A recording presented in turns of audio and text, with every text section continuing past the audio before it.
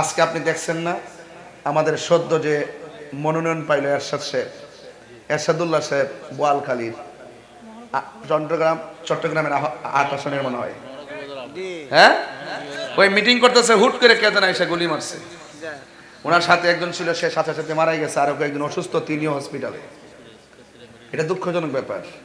আপনার সাথে আমার রাজনৈতিক মতাদর্শ থাকতে পারে, আপনার সাথে আমার আকীদার দ্বন্দ্ব থাকতে পারে, আপনার গড়ের সাথে গড় বিভিন্ন ধরনের সমস্যা থাকতে পারে, তাই বলে একজনকে মেরে ফেলার চিন্তা করা এটা কখনো মানুষের কাজ হতে পারে না।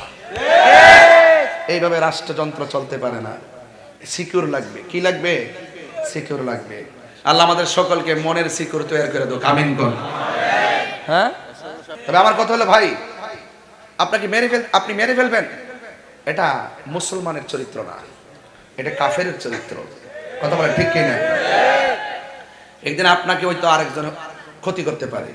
মান হাফারা হুফিরা, পরের জন্য গর্ত গলে নিজে গর্তে পড়ে মরতে হয়। কামা তাদিনু তুদান, যেমন কর্ম তেমন ফল। আপনি যাকে মারবেন, একদিন হয়তো আপনাকে মারার জন্য আরেকজন রেডি হয়ে থাকবে ভাই।